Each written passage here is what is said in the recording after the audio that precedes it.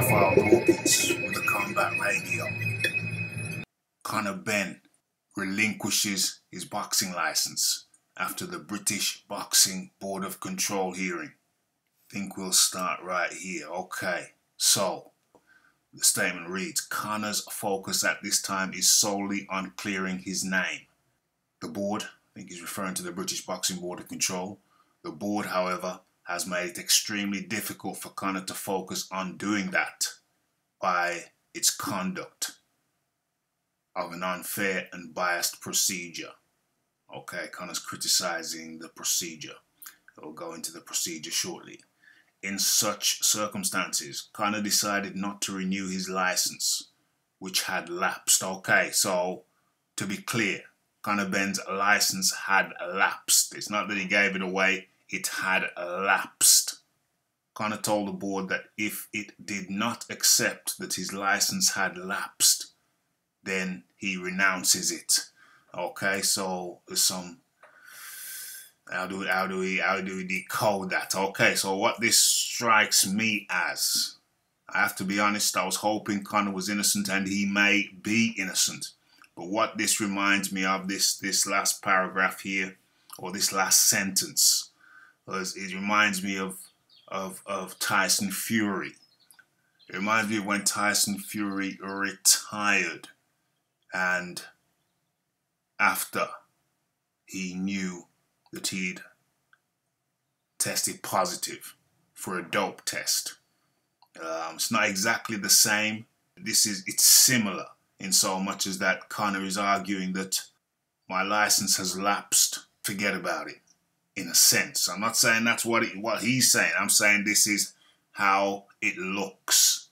It appears he's saying, listen, my license has lapsed, so there's no point in you really investigating me.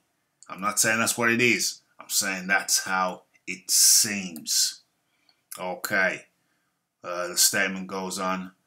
Conor strongly refutes the allegation of misconduct and firmly believes that an independent tribunal will reach a wholly different conclusion. The statement goes on to say at the appropriate time, Conor will speak out on this and on the doping allegation to the extent that he can whilst legal proceedings are ongoing.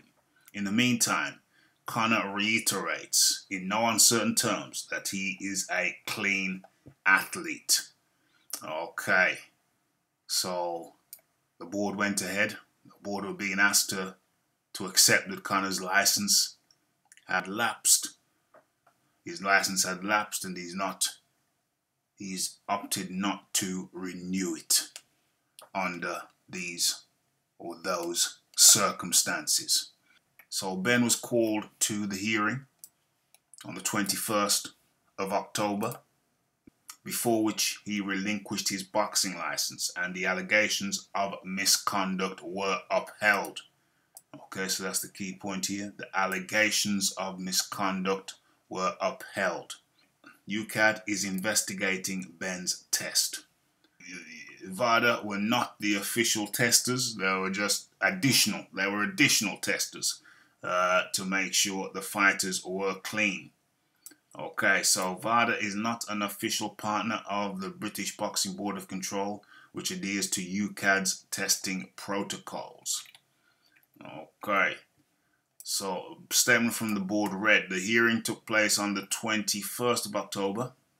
On the morning of the hearing, Mr. Benn voluntarily relinquished his license with the British Boxing Board of Control. Okay, in accordance with its rules and regulations, the board determined that the allegations following the hearing at which Mr. Benn was illegally represented, the allegations of misconduct against Mr. Benn were upheld. Okay, so if found guilty of anti-doping violation, an anti-doping violation, the 26-year-old Benn could receive a suspension between 2 to 4 years. Okay, so Benn's B sample will also be tested, and if that comes back positive for clomiphene, he will have the opportunity to provide any relevant information which could help explain how the substance got into his system. That may could or may mitigate any punishment. Okay, so that could be a mitigating factor. I trust I don't have to go into what mitigating means. Clomiphene could be used to boost testosterone levels in men and is banned inside and outside of competition by the World Anti-Doping Agency. That's a different agency, WADA.